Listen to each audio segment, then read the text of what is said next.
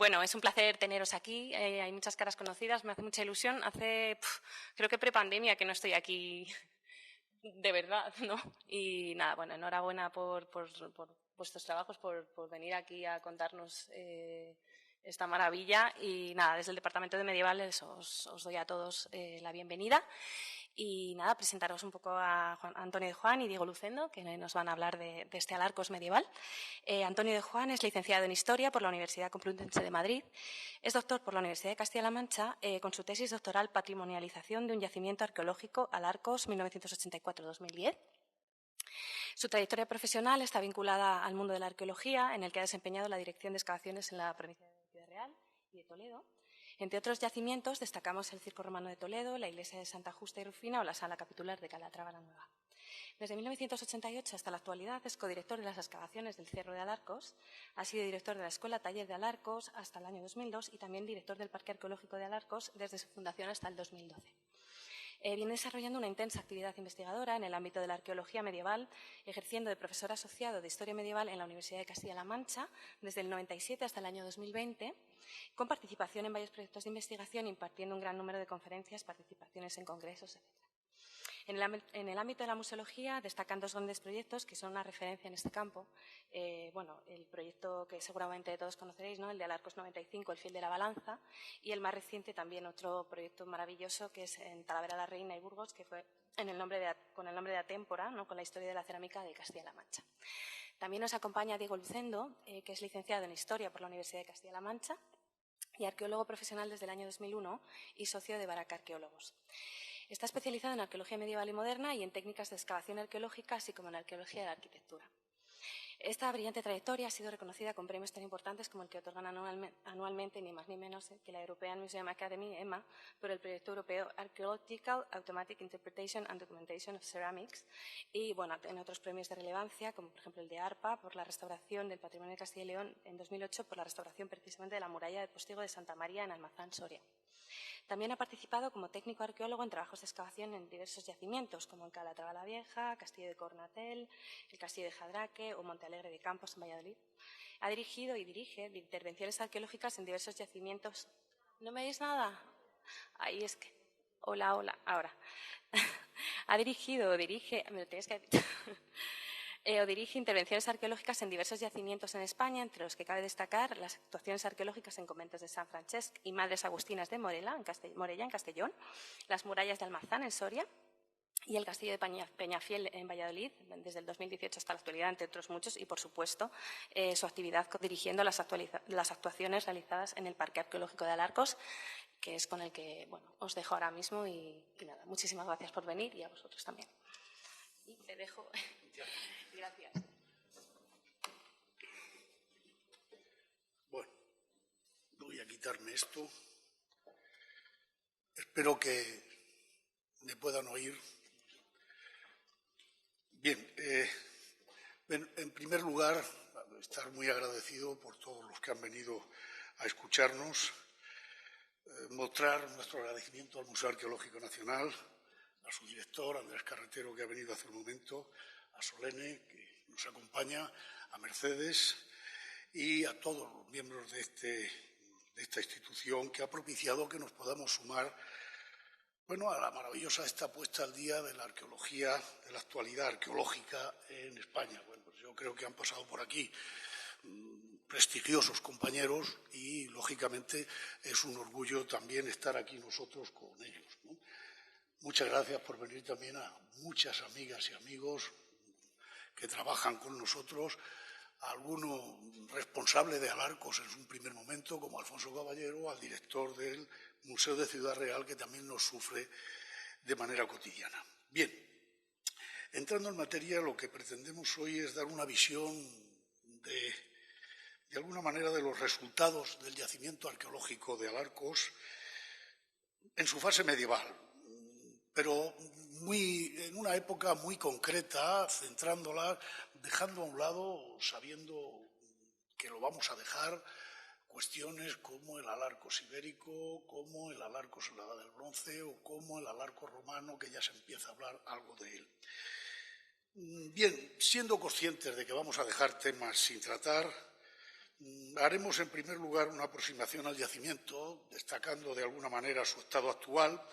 Nos vamos a centrar, desde el punto de vista espacial, en un sitio muy concreto, en el Castillo de Alarcos y en la Muralla, que son las dos zonas donde hemos trabajado últimamente. Haremos referencia también a un tiempo concreto, finales del siglo XII y principios del XIII. Dicho de otra manera, entre la construcción de la ciudad de Alarcos por Alfonso VIII, poco antes, años antes de 1195, podríamos cifrarlo en torno a 1170, es una fecha que me encontré hace muchísimos años y que todavía estoy buscando. La citaba el padre Juan de Mariana y entonces siempre he estado loco buscando esa fecha, de dónde le venía, pero no lo sé. Y, por otro lado, el cierre de esta intervención, aunque me quedarán cosas luego por decir, nos quedarán muchas cosas, va a ser, de alguna manera, la batalla de las Navas de Tolosa, o sea, la recuperación de Alarcos por los cristianos. Bien, de alguna manera, en este espacio de tiempo, en Alarcos se comienza la construcción de una ciudad de nueva planta, la que está haciendo Alfonso VIII. Es, como dice el título de la ponencia, el escenario de una batalla y durante 17 años fue ocupada por los almohades, que nos han dejado un registro realmente amplio y valioso, que es el que les intentamos mostrar en este momento.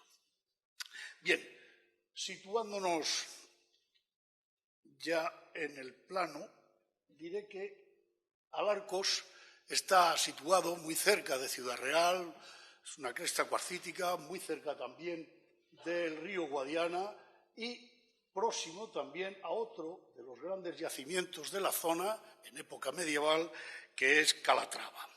Y situado también en el camino de Córdoba a Toledo, un camino transitado, muy transitado, sobre todo en época islámica, muy transitado, muy conocido, en torno al cual se van a desarrollar los principales enclaves de población de ese territorio. Ese camino de Córdoba a Toledo, ahí les he dibujado el de Córdoba a Toledo, pero también el ramal que iría hacia la zona de Cuenca o el antiguo Vía 29 de Antonino que cruzaría por la zona del Jabalón y que traza Oreto.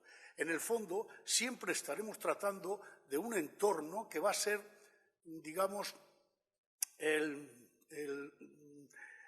sitio rector de este territorio desde entonces, desde principios de la prehistoria hasta ahora.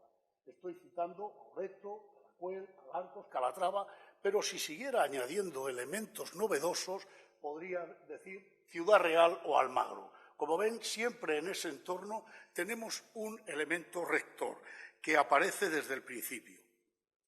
Desde Alarcos ya se visualizan toda una serie de fortalezas que le dan un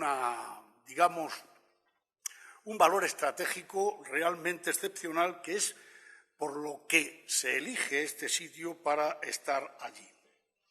Bien, es un proyecto en el que nosotros llevamos trabajando desde 1984. He citado antes al compañero Alfonso Caballero, que empezó con nosotros, es más, lo empezó él de alguna manera, y desde entonces llevamos trabajando en él muchísimos años y, lógicamente, del Alarcos ibérico hay gente que podría hablar mucho mejor que yo y, por tanto, no voy a decir nada de él. En la actualidad, el cerro constituye seguramente uno de los conjuntos arqueológicos más espectaculares. Ahora les enseñaré algunos de esos aspectos en general dentro del yacimiento que se podrían ahora añadir aquí. Sí que, por lo menos, el recorrido administrativo, en 1980, en Alarcos, la ermita se cataloga como monumento histórico-artístico.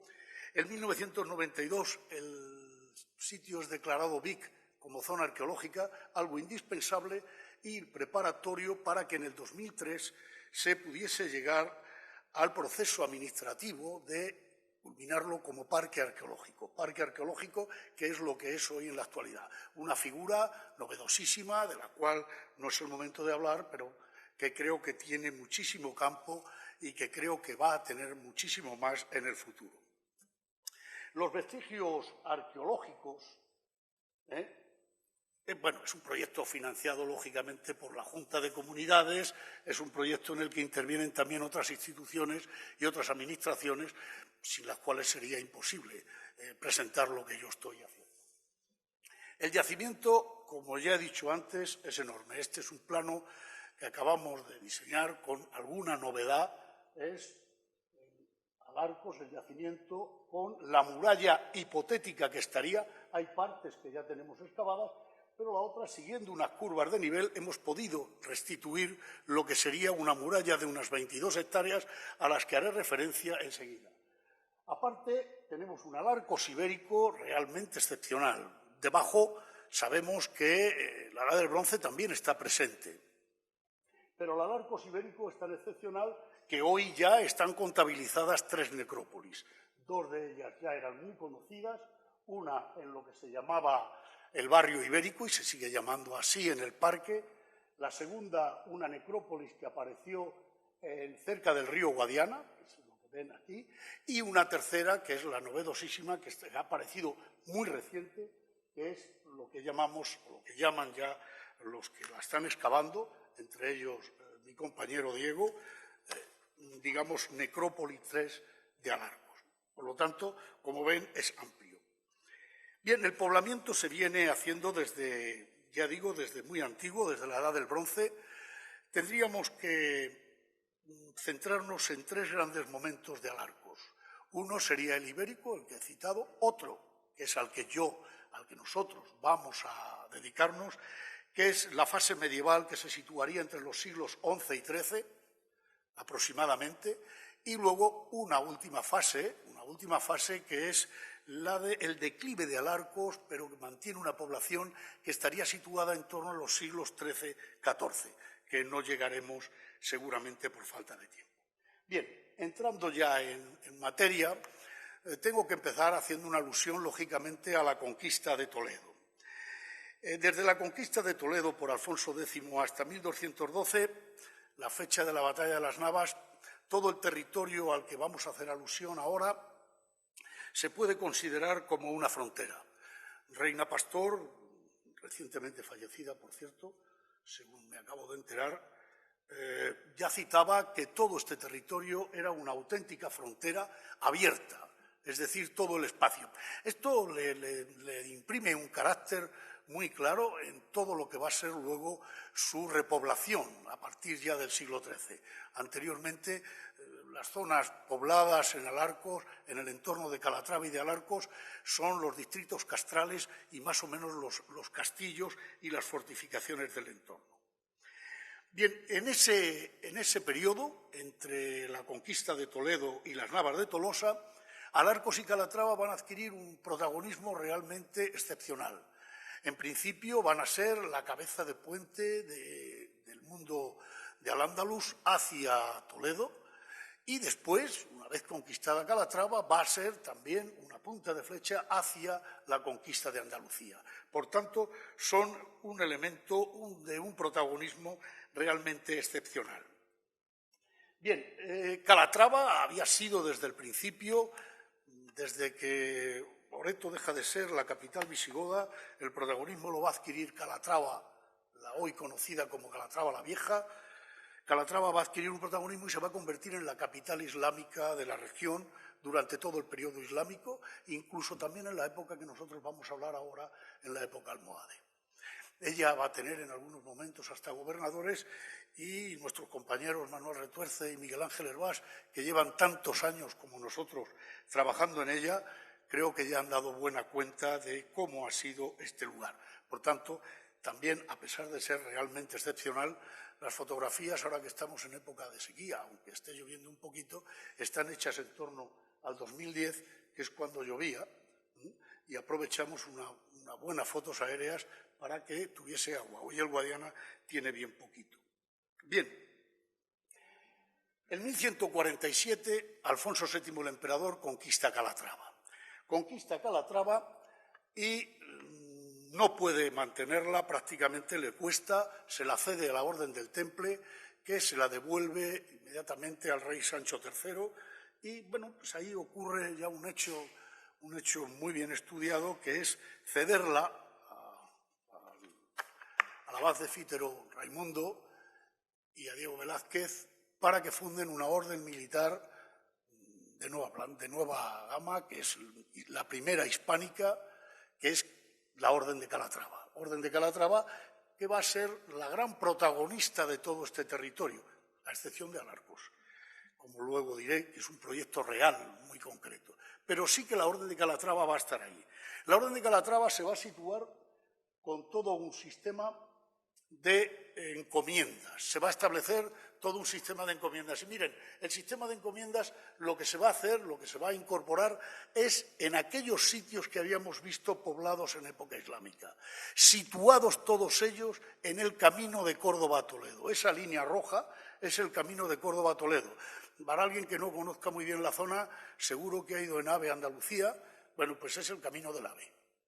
Ese es el camino Omeya de Córdoba a Toledo, justamente por los sitios donde pasaba, y eran las zonas que controlaba realmente ese camino.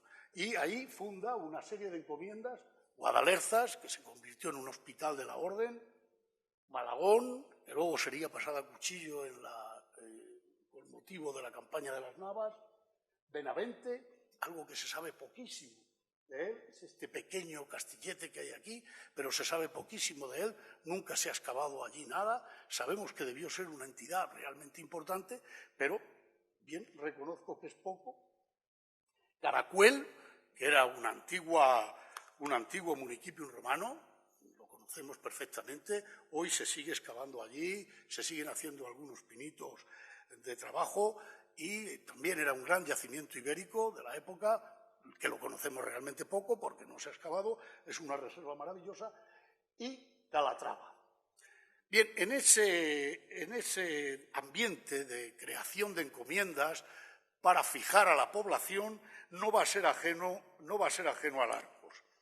Alarcos va a ser un proyecto distinto. En un principio va a pertenecer a la Orden, pero en un momento determinado el rey decide construir una ciudad de nueva planta, una ciudad que se va a arrogar el título casi de real. Es el propio rey, y allí nombra a su alférez real para tenerlo allí.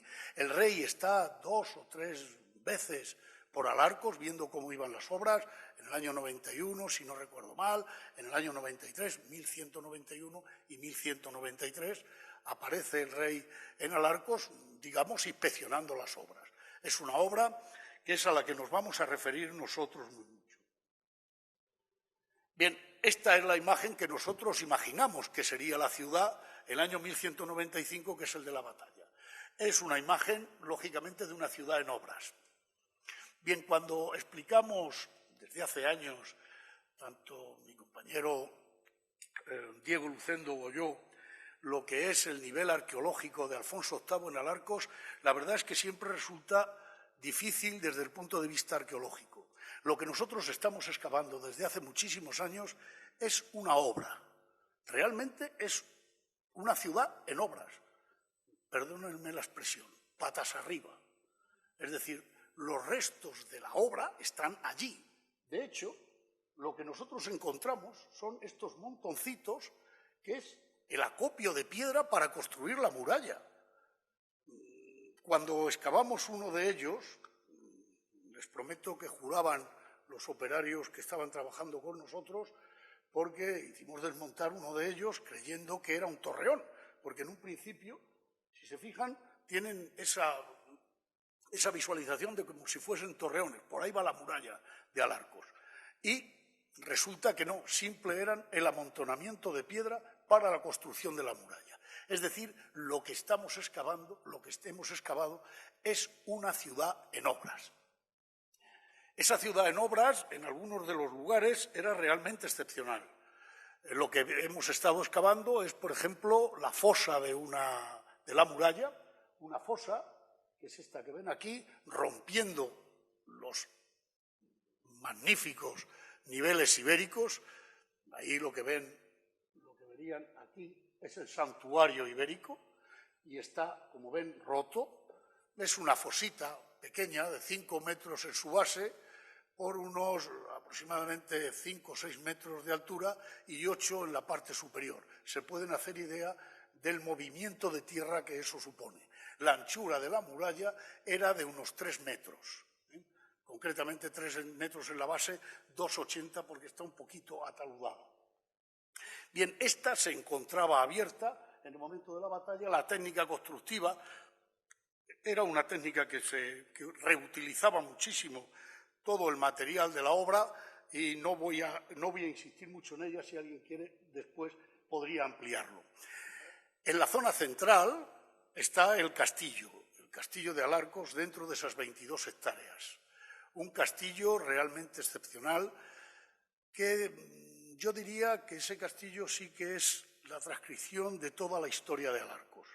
Ahí hemos documentado Edad del Bronce, ahí hemos documentado ibérico, hemos documentado el primer momento islámico de Alarcos y hemos documentado las diferentes fases del castillo, tanto las cristianas como la almohade, como la posterior cristiana. Es decir, es de alguna manera el libro abierto de toda la historia de Alarcos. Es decir, realmente, ¿qué ocurre? Pues que, lógicamente, las partes que podemos ver del bronce son mínimas, las partes ibéricas, aparte de ese maravilloso pendiente que apareció, ese pendiente de oro maravilloso que salió allí, seguramente sería la Acrópolis, no lo sé, pero seguramente, y lógicamente es lo que estaba allí, o de esa gran plataforma que se estaba construyendo.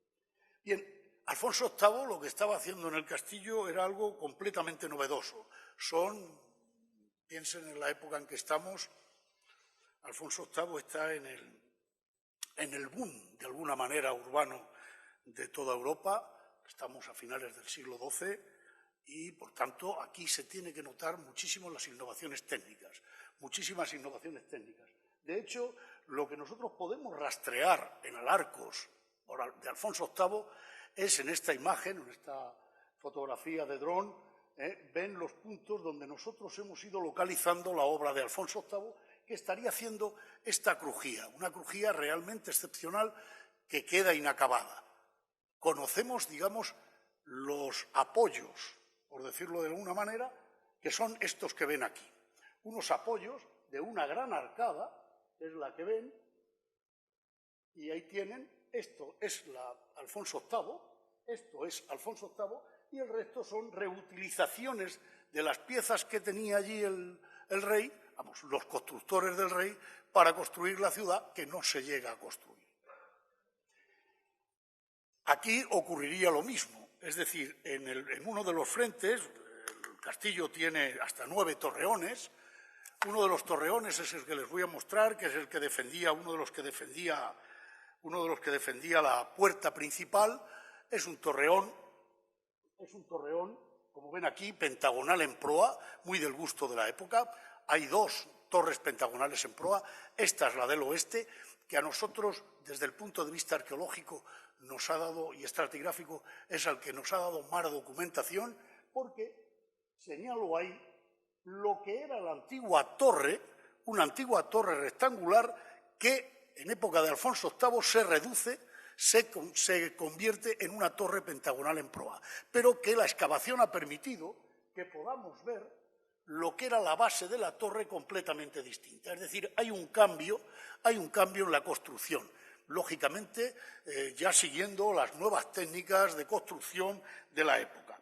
La otra torre, voy a ir dando un paso muy rápido a lo que fue el descubrimiento de esta torre, como si la estuviésemos excavando. En el año 1984 esto era el castillo de Alarcos, a la torre pentagonal a la que voy a hacer referencia, que es esta que ven aquí, donde, por un sistema de anactilosis, pudimos restaurar y convertir en esto que ven aquí abajo. Y que podríamos establecer que sería más o menos así. Es una torre pentagonal en proa, que en este caso, en algún sitio ya nos hemos dedicado a hablar de ello, lo que aquí planteábamos es una gran torre del homenaje.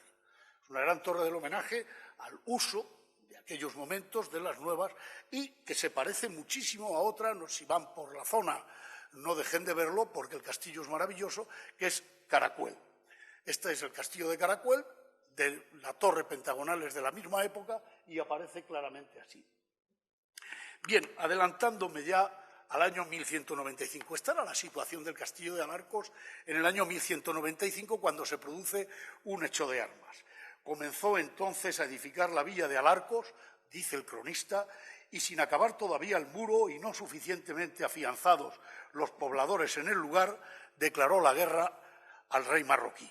Creo que ahí, esta era la cita que conocíamos todos, que yo la utilizo muchísimo, incluso alguna vez me la han llegado a poner en alguna placa, los compañeros, porque la utilizo continuamente. Es decir, nosotros lo que encontrábamos era esto. Bien, la arqueología ha demostrado que claramente era así.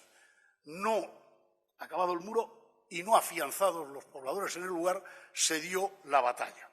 Lo que ven abajo es el cartel de ese Alarcos 95 que ha citado antes también nuestra presentadora maravillosa.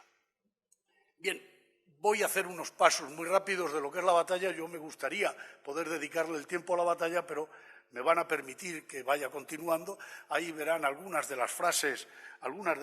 Llegada la mañana del 18 de julio, llegan los almohades, llegan a Alarcos, ese día descansan, los cristianos se pertrechan y se preparan para la batalla.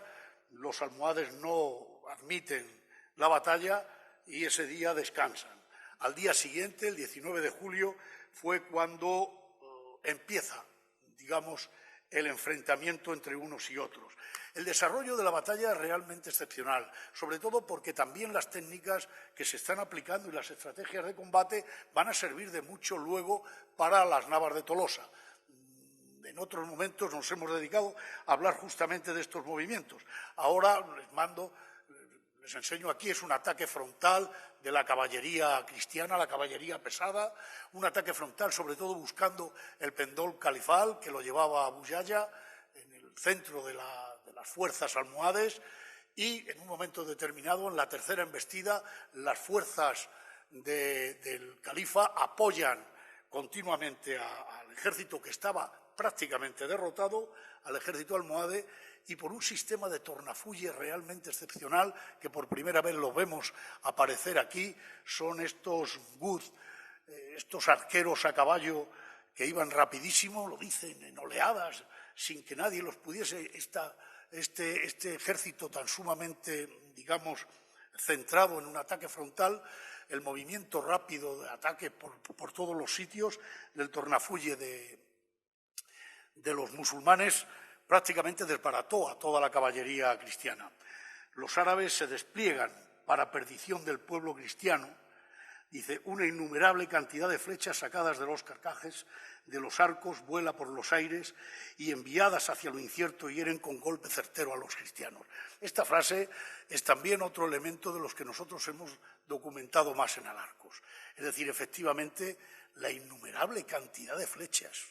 Veníamos comentando mi compañera y mujer, Mercedes, en el camino, diciendo que había unas 10.000 puntas de flecha, 12.000 puntas de flecha en Alarcos contabilizadas. Es decir, estamos hablando de un volumen de que el armamento en Alarcos aparece lo que la cerámica en cualquier otro sitio. Bien, si miran seguramente algún pasaje de las Navas de Tolosa, eran más exagerados todavía. En un pasaje de las Navas de Tolosa se llegó a decir que prácticamente el ejército cristiano, después de la batalla, pudo hacer la comida de todos con los virotes de las flechas. Es decir, que sí que debieron salir muchas. O otra de ellas que decía, eran tantos que tapaban el sol. Pues bien, ahora verán algunos ejemplos de eso. Bien, aquí ven en los últimos movimientos, que es el replegarse todo el ejército en el castillo de Alarcos, y ven ahí algunos de las infografías que estamos manejando ahora, porque se puede ir a visitar esta batalla ahora a través de un 3D, a través del móvil, con un sistema de un pasaje virtual, que es un paseo por todo el campo de batalla. Bien, al final, a través del Ayuntamiento de Poblete, el Parque Arqueológico de Alarcos, se consigue un paseo por parte de ir viendo la batalla. Me parece que tarda, las visualizaciones son unos 12 minutos, pero el paseo no es muy grande, son unos 3,5 kilómetros, que es fácil de acceder. Bien, voy a centrarme en la fosa de despojos, que es algo que creo que les va a interesar sobre todo porque es uno de los grandes aportes para la arqueología medieval del yacimiento arqueológico de Alarcos. Es decir, tuvimos la suerte de que esa fosa abierta de la muralla, que se encontraba abierta cuando se produce la batalla, pues va a servir, después de la batalla, como fosa de despojos de la misma. Es decir, ahí se echaron prácticamente todos los restos de individuos, caballos y todos otros enseres prácticamente allí amontonados. En un principio llegamos a pensar si estaban en peores condiciones los huesos, pero es verdad que luego las presiones de la piedra y todo un largo etcétera hacen que sea muy difícil de poder establecer la postura anatómica de esos individuos. Es decir, estamos hablando de una potencia de aproximadamente 60-70 centímetros de potencia de huesos, con lo cual era muy complejo haberla visto. Bien, les voy a mostrar una serie de imágenes de esta fosa de despojos y luego hablaremos del armamento.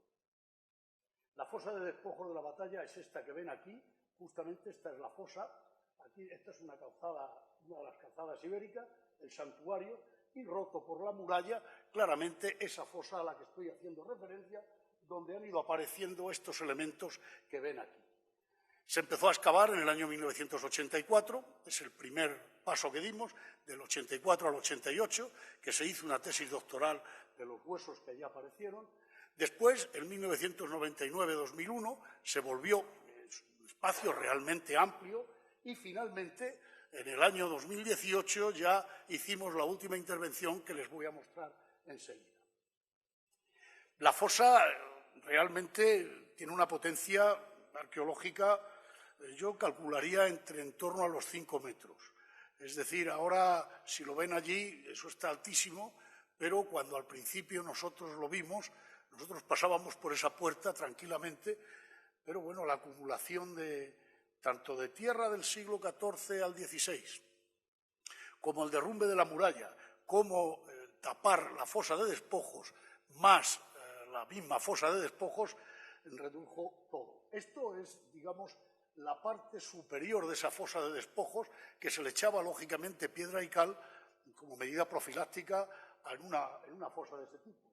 Aquí ven esa misma fosa, ya con los restos, son restos de armamento, restos de hueso y, lógicamente, también sillería en medio, es decir, las piedras que todavía estaban utilizando. Aquí ven el siguiente paso y este es ya el resultado final de cómo se excavaba. Es decir, la altura era, nosotros podíamos entrar por ahí arriba, para que se hagan una idea de lo que estoy hablando. Bien, ¿y qué aparecía en esa fosa? Seguramente los que nos dedicamos a excavar, encontrarnos aquello fue un trabajo realmente arduo, ¿no? Es decir, había que excavar, como ven, aquí ven estos restos de un caballo, más de ellos, miren las propias herraduras de caballos grandes y pequeños que aparecieron por doquier, y luego cientos de puntas de flecha por todos los lados, lógicamente en la parte más abajo. Alguna pieza de cerámica, lógicamente contenedores para beber o para comer, que era lo que había en aquellos momentos. Voy a enseñarles otro, mirad, una hoz, seguramente de un ejército en batalla, pues lógicamente la recolección de forraje pues era algo absolutamente elemental, que llevaban todos los ejércitos, que aparecen ahí, y estos son los elementos. Aquí aparece restos de un individuo, pero aquí tienen uno de los caballos y ahí otro de los caballos. Esta es uno de los dos asnos más completos, en posición anatómica más completa, pero que me sirve para explicar dos cositas. Una, este aparece tal como lo ven aquí, pero aparece con esta pieza, que es una cantimplora almohade, que es esta que ven aquí, y, citando lo que he dicho antes del armamento, con 37 puntas de flecha, de dos tipos, que voy a hacer ahora referencia a ellas, las del tipo 1 y las del tipo 2, que voy a verlas ahora enseguida, pero que hace que sea indistinto. Al principio veíamos, bueno, pues si el burro lleva una cantimplora almohade, podía ser musulmán, pues vamos a pensar que las piezas son musulmanas. Bueno, pues no. Es indistintamente, se utilizan por los dos ejércitos, al menos es lo que nos dice justamente la excavación. 37 puntas de flecha. En la campaña 2018 todavía seguimos trabajando en la zona que era la curva esta, y aquí les muestro. Este era el comienzo, con los restos de piedra que estaban ahí, incluso dos punteros para poder tallar la piedra, la caliza, para hacer esa esquina. Y luego ya ven aquí, ahí hay una compañera trabajando, ven aquí claramente esa posición de otro de los asnos que encontramos. Ven al fondo que lleva incluso las herraduras, el propio asno que aparece ahí. Ahí lo ven desde otra imagen, pero curiosamente, y está por aquí Lucía Muñoz, que es la antropóloga que trabaja con nosotros, debajo empiezan a aparecernos también los huesos del resto de un individuo que también estaba justamente ahí. Es decir, seguían echándolo todo encima. Bien, eso me lleva al estudio que ha hecho Lucía Muñoz, el estudio antropológico de la batalla, es el estudio de los huesos, que lógicamente ahora estamos con otro de caballos también, incluso para hacer ADN de los propios caballos y poder establecer algunas pautas más. Pero bueno, en esos huesos nos aparecen muchísimas marcas de tajos, marcas de corte, incisiones, golpes, es decir, todo un largo etcétera que son producto claramente de la batalla, de lo que podemos ver. Las conclusiones que llegamos, más o menos, se las puedo explicar deprisa, ¿no? Es un depósito primario de los restos, se echan directamente, están sin mutilar, están arrojados completos, pero seguramente la presión y el peso les hacen que estén, digamos, desestructurados. Están afectados, por tanto, por procesos deposicionales, es claramente posteriores a ello. El número mínimo de individuos estudiados son de 34. Es verdad que en el primer estudio que se hizo de la tesis de María Ángeles Montalbán, de la primera parte, se hablaba de 154 individuos. Y ahora, bueno, pues las nuevas técnicas nos llevan a reconsiderar ese espacio con otros elementos. Hay una mayoría de individuos masculinos entre 14 y 34 años, edad claramente de ir a la guerra. Pocos niños, uno me parece que hay menor de 14, y adultos de más de 40 también pocos. Y en las patologías, la conclusión a la que llega Lucía Muñoz es mayor frecuencia de problemas en las extremidades inferiores y mayor frecuencia de las fracturas. Era curioso porque, sobre todo, en las extremidades inferiores se notaba que son caballería y los golpes le daba a la infantería justo en las piernas, que eran las menos protegidas. Si estuviésemos ahora viendo despacio la evolución del armamento, estaríamos viendo que estos son elementos que nos van a decir mucho. Hay muchas batallas que nos podríamos buscar paralelos con estas que ven ahí. Y simplemente un repaso a lo que son la gran aportación de este conjunto de armamento de Alarcos, simplemente por mostrarles, ya hicimos en su día una tipología. Ahora vuelvo a reafirmarla. Estas son las puntas de flecha del tipo 1 que llamamos. Claramente son unas puntas de flecha que son del mangue macizo, de sección sobre todo circular, cabeza piramidal, de sección cuadrada o triangular, son las dos que nos aparecen, o bien de sección cuadrada o bien de sección triangular. Bueno, son, como he dicho antes, cientos de miles, por lo tanto, cualquiera de ellas podría valer para lo que digo. El otro tipo es esta del tipo 2, aparecen muchísimas en algunos otros sitios. Estas del tipo 2 son unas del mangue tubular, ya para un tubo, para el virote dentro de un tubo de sección circular, pero llevan la cabeza maciza, también de sección cuadrada. Es decir, todas ellas tienen este aspecto. Estas son las que más aparecen, por lo que he podido ver en las excavaciones que realmente se están documentando, vascos y en algunos otros, aparecen justamente estas más que las otras. Sin embargo, en Alarcos están prácticamente ten con ten. Quizá hay un yacimiento que casi podría tener un paralelo directo con Alarcos, que es Mértola, en Portugal. La Alcazaba de Mértola tiene unas piezas que son, vamos, parece que estamos trabajando prácticamente en las mismas fases del documento. Y debajo de ellas tienen los otros tres tipos que nosotros consideramos. Uno son distintas. Lógicamente son tres tipos que aparecen más, pero no son mucho del mismo número que los otros dos tipos a los que he hecho referencia. Los otros dos tipos son los mayoritarios. Seguramente las que hay por las Navas de Tolosa, bueno, yo diría que más que las Navas de Tolosa, por Santa Elena, porque no se ha hecho una excavación rigurosa, y entonces por Santa Elena sí que aparecen muchísimas de este tipo, y aparecen por doquier. Incluso creo que en el Museo del Ejército había algunas de estas que citaban de allí. Y luego una gran colección de puntas de lanza, que ya voy a ir algo más rápido para no entretenerme mucho. Estas son las grandes puntas de lanza de Alarcos. Muchas de ellas es un armamento que, como yo digo, no es un armamento de parada el que nosotros encontramos en Alarcos. No es un armamento bonito. El armamento bonito, lógicamente, después de una batalla la gente se lo lleva. Es decir, si miran el tapiz de la batalla de Hastings, verán perfectamente cómo se están robando todas las piezas, es decir, no quedan. ¿Qué es lo que nosotros encontramos? Las causantes de la muerte. Seguramente muchas de ellas deberían ir dentro de los animales, de las caballerías o de un largo etcétera, que son las que aparecen justamente ahí. No nos aparecen otros elementos bonitos de caballería, en absoluto, muy pocos. Muy pocos, ahora verán alguno, pero muy pocos. Y, curiosamente, aparecen también unas espadas cortas, que son claramente estas de aquí, que pertenecen a la infantería. Bueno, son de unos 50, 55 centímetros aproximadamente, que son las que aparecen por allí. También aparece alguna nuez de ballesta, lo cual demuestra que había una parte de ballesteros ya en la zona.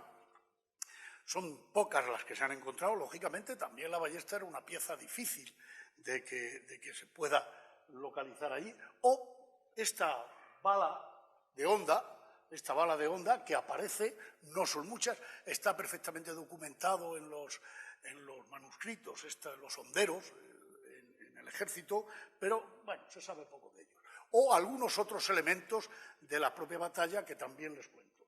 En las típicas herraduras, ya he dicho que estamos ahora trabajando el tema de los caballos y, bueno, en un principio lo que habíamos pensado es que las grandes serían estos caballos percherones grandes, seguramente del ejército cristiano, estos grandes caballos, y luego hay otras de caballos pequeños. Bueno, ahora se está empezando a ver justamente que esos caballos pequeños también debieron estar por todos ellos. Muchos de los adornos, calíes y un largo etcétera, que aparecen en torno a la batalla, no son muchos, pero sí suficientes. Algún dado que otro, pues el ejército en campaña, o, lógicamente, algunas de las piezas cerámicas que se pueden ver todavía en el museo. Bien, esta es la manera de presentar, tengo que añadirlo, porque, lógicamente, el armamento de Alarcos es un elemento muy claro de un armamento perfectamente fechado y, por tanto, en muchas de las exposiciones sobre medieval, pues es un elemento que suele pedírselo. Ya estuvo en el Louvre cuando la célebre exposición sobre los almohades, o la que está ahora mismo en la exposición de Alfonso X en el Museo de Santa Cruz, que están ahora mismo, son estas mismas armas, o las que estuvieron en las Artes del Metal, aquí en esta casa, hace bien poquito. La del centro no es de Alarcos, es de Calatrava la Vieja, es una pieza única, es de las pocas que podemos buscar la semejanza en las cantigas, es de las pocas, pero yo no conozco muchas piezas más de ellas, y las dos que están a los lados sí son piezas de Alarcos. Bien, ya en época almohade, una vez que se conquista Alarcos, después de todo lo que he dicho, la capital se vuelve a Calatrava. Calatrava se va a convertir de nuevo en el eje, en el núcleo rector de toda la zona. Es el enclave principal. De hecho, muchas de las nuevas fortificaciones y muchas de las nuevas defensas se van a deber a esta época. Permaneció en poder cristiano hasta la batalla de Alarcos. Fue evacuada antes de la llegada de los musulmanes. Al-Mansur ordenó que se purificase su mezquita y se hiciera en ella la oración. Colocó allí una guarnición cuyos oficiales tuvieron por jefe a Yusuf Ben Cadís. Hay una atalaya en Ciudad Real que se le suele denominar así, la de Ben Canes o de Ben Cases, muchos nombres, pero es la misma, que es este alcaide musulmán que luego además fue el que va a capitular Calatrava con motivo de las Navas y que lo van a decapitar los cordobeses justamente cuando vuelve a su territorio. Bien, pero Alarcos se va a quedar muy reducido. En Alarcos el proyecto real se queda prácticamente en nada, voy a acelerar, se queda prácticamente en nada y se va a retraer todo el poblamiento al castillo. El castillo, ese castillo de Alfonso VIII que está en obras, ese castillo se va a convertir en una especie de, digamos, voy a poner una palabra muy actual, casa cuartel, por decirlo de alguna manera, donde pueden vivir familias, donde debían vivir familias, y se van a adaptar las antiguas, digamos, los antiguos espacios cristianos, se van a adaptar en un espacio claramente distinto, una distribución del espacio que es en el que estamos ahora mismo trabajando, y que se va a crear un barrio con sus pequeñas casas y con un largo etcétera que les voy a mostrar ahora. La zona que más hemos trabajado es la zona central. Aparece un barrio que es el que ven aquí, es el noreste. Ese barrio es el que más hemos excavado de la fase almohade y en estos momentos estamos empezando a poder dilucidar lo que es la entrada al castillo, la entrada principal del castillo en época de Alfonso VIII y en época almohade, y también el espacio central que va a quedar abierto en esta época, que luego se va a macizar más adelante. Es, como ven, es un castillo de planta casi rectangular, con varias torres que he citado antes, y que la puerta está perfectamente defendida. Pero los almohades no van a tocar prácticamente estas defensas, sino que se van a dedicar a una redistribución del espacio en el interior. La puerta va a seguir siendo la misma, se va a tapiar al final de este proceso, es una puerta tapiada, pero esta que ven aquí es como sería, más o menos, esa puerta en época almohade. Me figuro que algún día tendremos que abrirla para poder ver exactamente. Debajo ya aparecen los niveles anteriores y, por tanto, sería fácil de poder entrar en ella.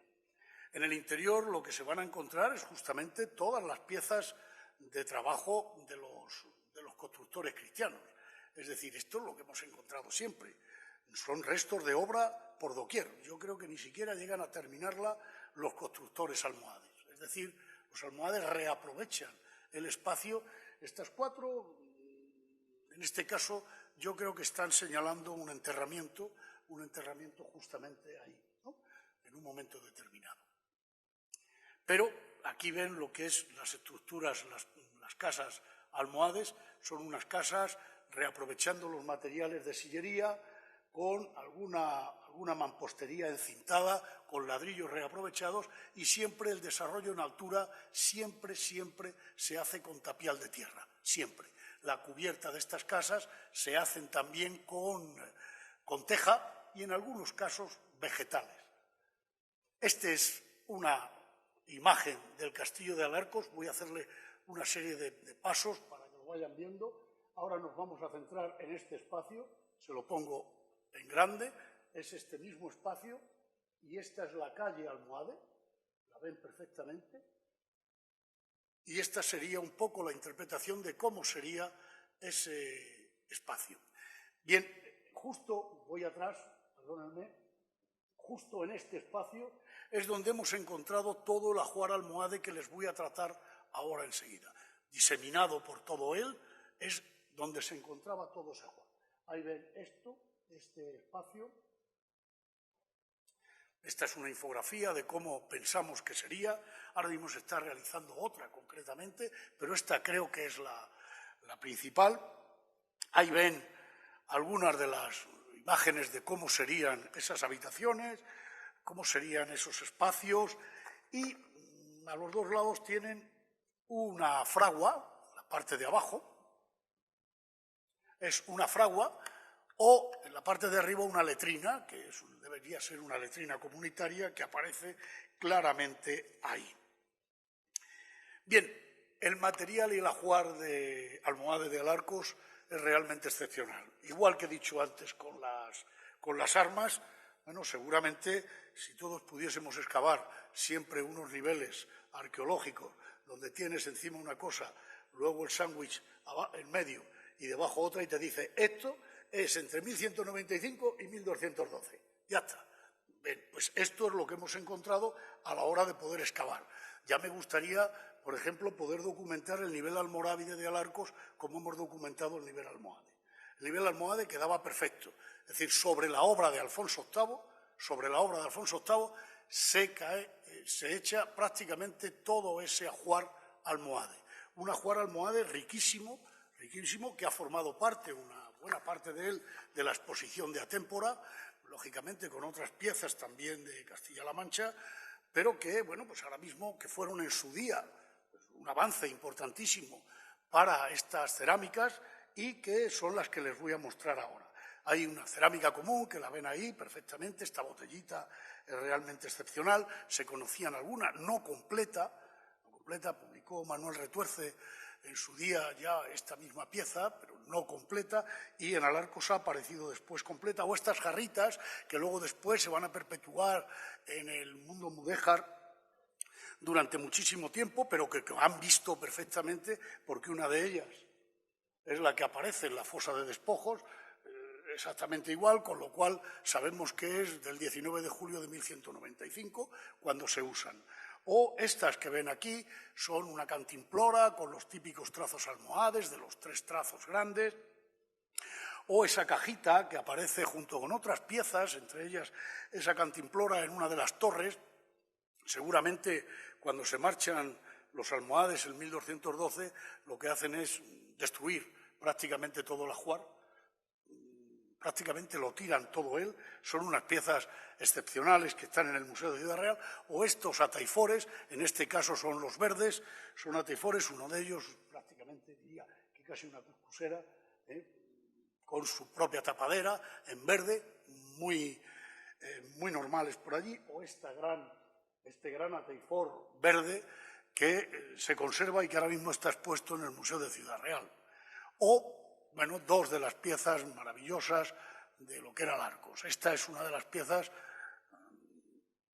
voy a ser un poco atrevido, casi como me contaba el profesor Blanco, que apareció el vaso François, que era todo diseminado y se tuvo que pegar. Pues bien, si ahora se quitasen todas estas piezas, los números de inventario que tienen son muchos. ¿Por qué? Porque luego pudimos pegarlo completo. Es decir, es una pieza excepcional, son más de 50 centímetros de diámetro, es una pieza excepcional, lógicamente es una simbología heterodoxa, es la mano de Dios con 2 palomas adorando, y si le damos la vuelta vendría a ser el firmamento, el cielo, ¿no? Un poco lo que representa en esos momentos. Creo que era una de las piezas excepcionales que se conservan en Alarcos y que creo que merece la pena mostrarles. Estas son otras de ellas, es esta cerámica de verde manganeso, siempre sobre fondo blanco, de muy buena calidad. La otra es con los 4 árboles sagrados del Islam, que son los que se ven ahí. De esta hay una pieza exactamente igual en Calatrava la Vieja. Ya les he dicho que los paralelos podrían mostrarse en el Mértola, o las otras piezas que son con rasgos epigráficos que aparecen del ajuar, seguramente de comida, que tendrían los almohades en Alarcos. O esta pieza, les he puesto sobre todo el dibujo porque es una pieza de loza dorada, realmente excepcional, que se conserva muy mal. Es más, cuando hemos intentado restaurarla, la restauradora Isabel decía que si insistíamos mucho podíamos estropearla mucho más, ¿no? Con lo cual, bueno, pues no quedará más remedio que verla más o menos como la ven ahí, pero es una pieza realmente excepcional.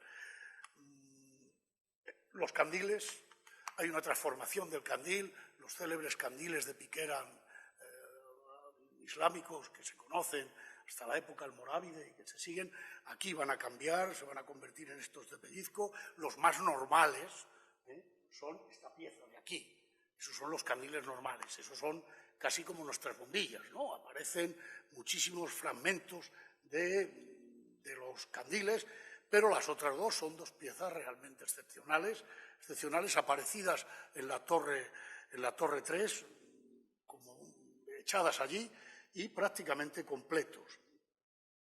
Bien, otra de las piezas maravillosas que se restauró para la exposición de Atémpora, bueno, apareció en un basurero. Yo creo que todavía alguna pequeña piececita que le falta nos aparecerá todavía en su momento, y nos aparecerá además una de las piezas que le falta a ella, que es el reposadero. Eran unas piezas seguramente para llevar en unas grandes tinajas, digamos, agua para las abluciones, seguramente, ¿no? Y entonces eso, la parte inferior no está vidriada para que pueda filtrar ese agua sin ningún problema y que vaya al reposadero. La parte superior lleva todos unos campos, digamos, de estampilla realmente excepcionales. Sabemos que esta y algunas otras piezas, como les voy a mostrar ahora, debían hacerse en Alarcos, debían ser producciones locales. Sabemos que eran producciones locales, algunas de las analíticas que hemos hecho nos lo demuestran, y creo que empezamos a ver algunas piezas, algunas cuestiones que lo demuestran. Ahora les voy a mostrar otra. La pieza de al lado es una de cuerda seca total, es una cuba de abluciones. Nosotros también lo dijimos, yo creo que no lo es una pieza que aparece en muchos sitios como un bacín. Bien, yo no me creo que una pieza de estas características, cuando hay pocas, que corresponde a esta época, sea un bacín. Luego después seguramente sí, y eso llevaría a un debate mucho más amplio. Bien, hoy prácticamente estamos de acuerdo muchos en que sería un cubo de abluciones. Bien, y junto a ello ha aparecido esta pieza que demuestra claramente que los alfareros estaban allí. Es un sello de alfarero, es un sello para las estampillas, y se conocen muchos en Algeciras, en toda la zona de Andalucía, también de época almohade. Es para poner esas estampillas que han visto en las cerámicas, y que aparece el título, obra de Alí, hijo de Abul Qasim, y en otra la estampilla es la dicha.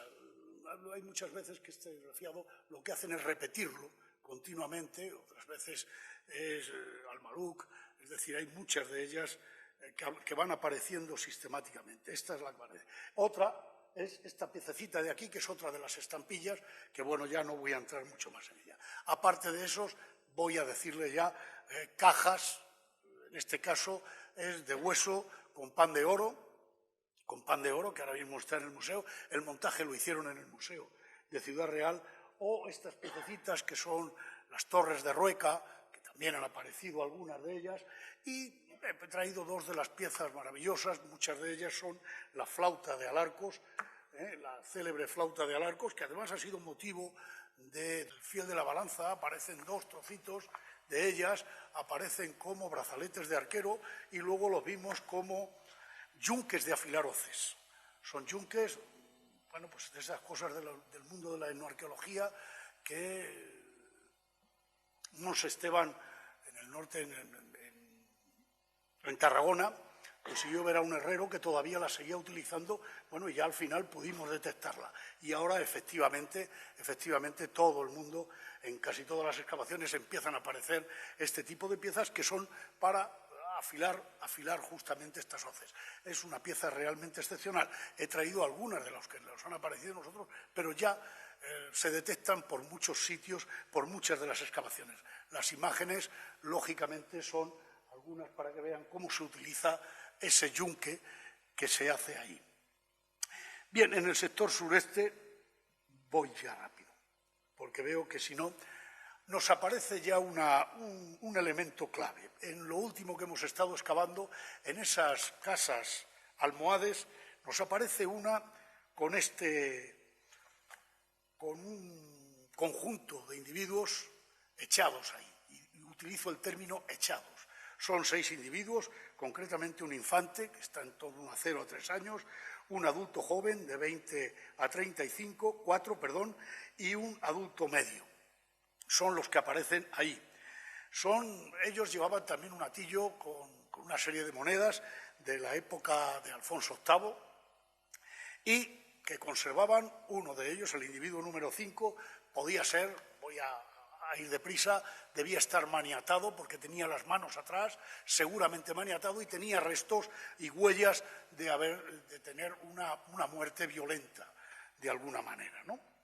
Ahí ven algunos de los tajos que se han podido detectar, también es Lucía la responsable de ello, y cómo serían más o menos esos tajos en ese momento, que son como muy llamativos, ¿no? O este tipo de heridas que aparecen en los huesos, que son claramente motivados por este tipo de puntas de flecha. Bien, y finalmente, en el último momento, siempre hemos ido excavando, y bueno, de manera fortuita apareció un elemento abajo que en un principio creíamos que iba a ser una ampliación de la fortificación, y bueno, lo que descubrimos fue un cementerio. El cementerio Almohade, un cementerio pequeñito, no debe ser mucho más grande, que se adapta perfectamente a las medidas que tiene el mundo arriba. Este es el cementerio que hemos excavado. En verde son las tumbas excavadas, y el resto son las tumbas que aún quedan por excavar. Son 39 tumbas las que ahora mismo tenemos localizadas, y digo ahora mismo porque no descarto que pueda haber más, no muchas más, pero sí más. Y, bueno, dentro de ellas hay una tipología realmente curiosa. Bueno, los cementerios, ya saben, en el mundo islámico se hacen justamente a la entrada de las ciudades. Esto también es una demostración de que aquí se retrae todo el poblamiento nada más que al castillo, y que el cementerio está justamente al lado de ese poblamiento. Me he traído esta imagen de Madia, que a mí me gusta muchísimo, sobre todo para explicar cómo son los cementerios. Un cementerio, en este caso, son cementerios muy blancos, están muy bien cuidados, nuestros, exactamente igual, y se ven que están prácticamente pegados a las casas, o sea, nada que tiene que ver con lo de aquí. El tipo de tumbas que nos han aparecido son básicamente 2. Las llamadas macabrillas son unas piramidales, y otras que son las llamadas de tumbas con cipo.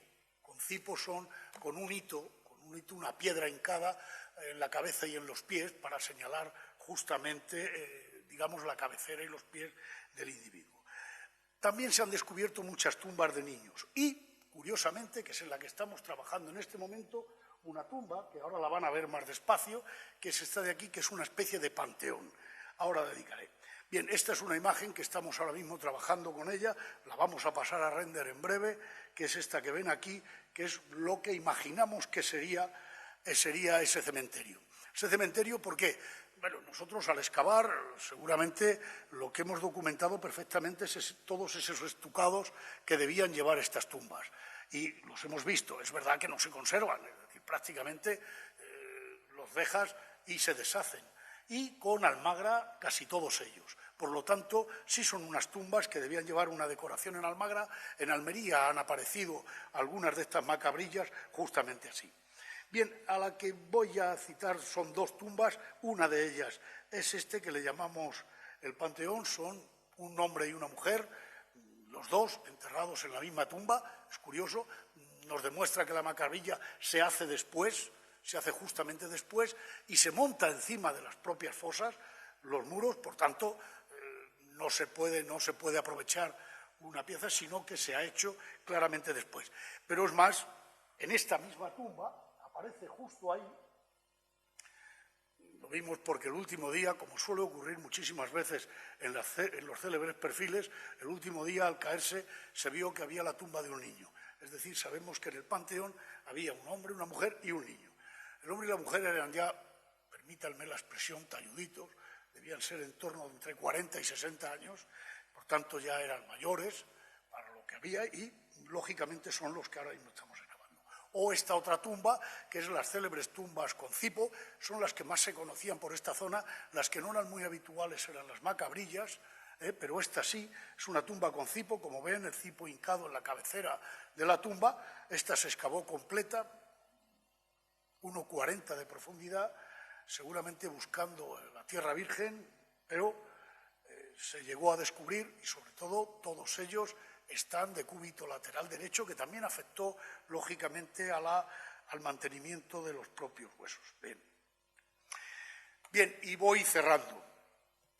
En 1212 se produce otro hecho de armas y todo el territorio no va a ser ajeno. Seguramente me hubiese venido bien haber citado que durante este periodo de 1195 a 1212, desde el punto de vista histórico, la Orden de Calatrava se va reagrupando de alguna manera y llegan incluso a conquistar un enclave en el interior de este territorio como es Salvatierra.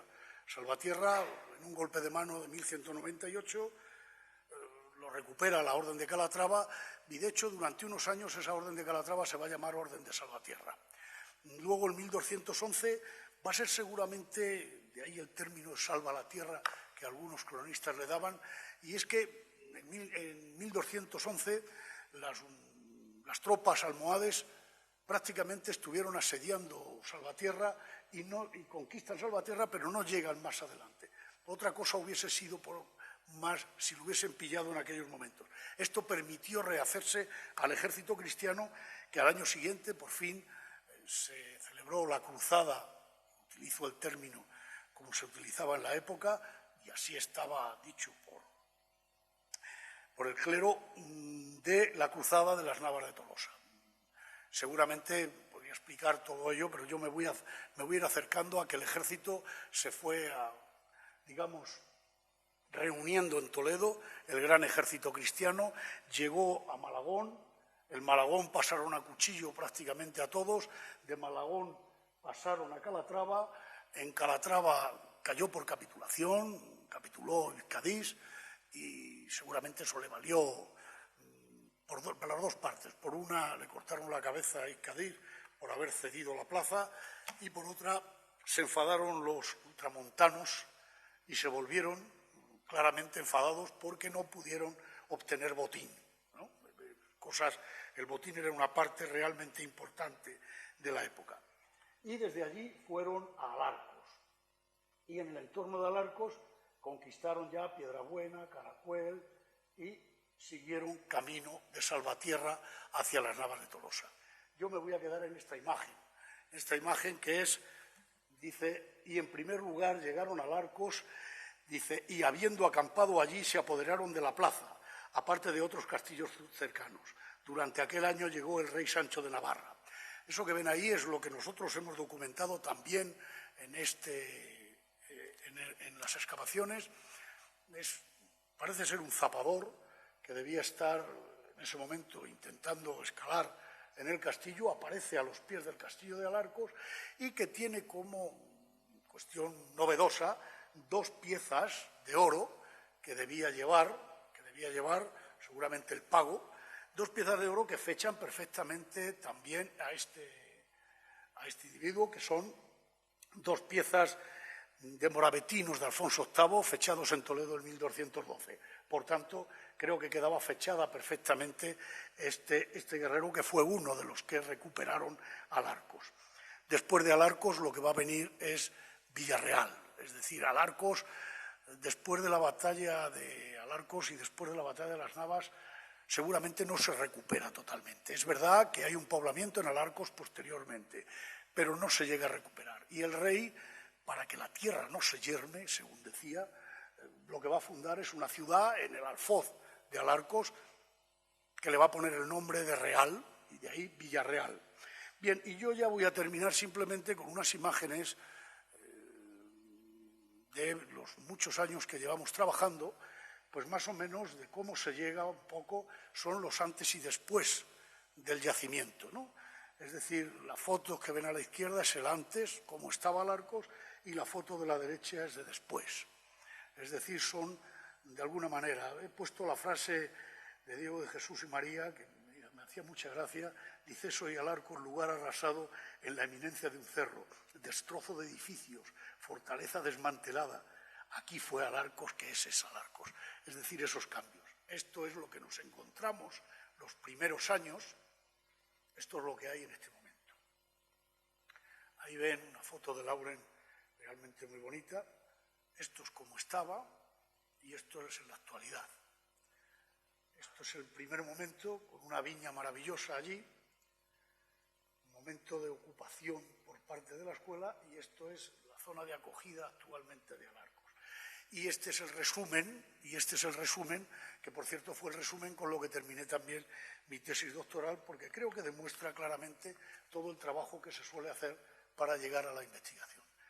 Bien, con esto, muchas gracias y me someto a sus preguntas.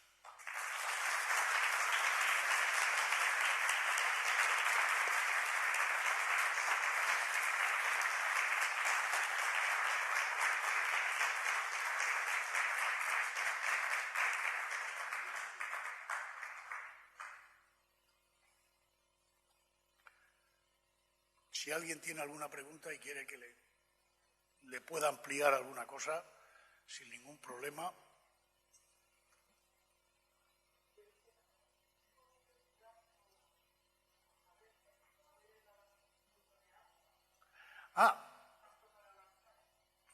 Sí. Sí.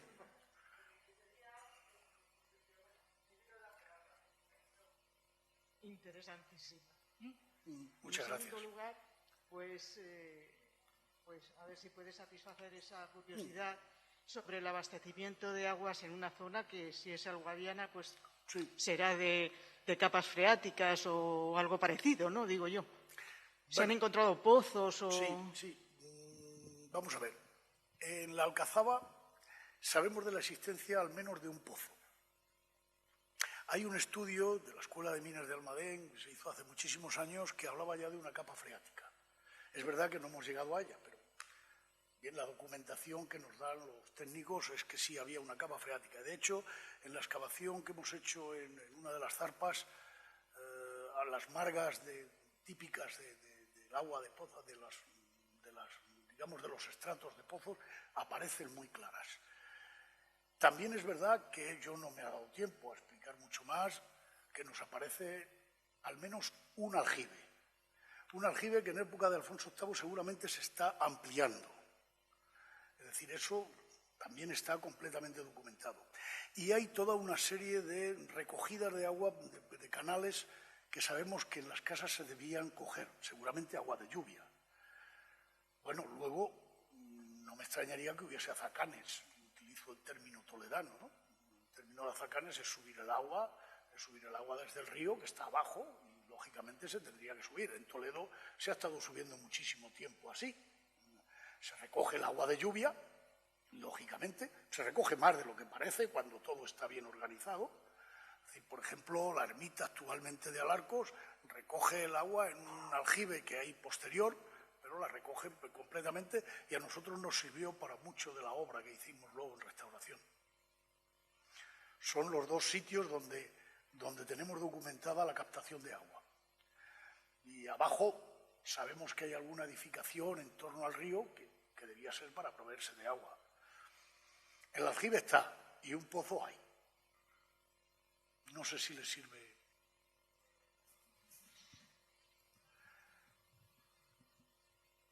¿Ya? Pues muy bien. Muchísimas gracias.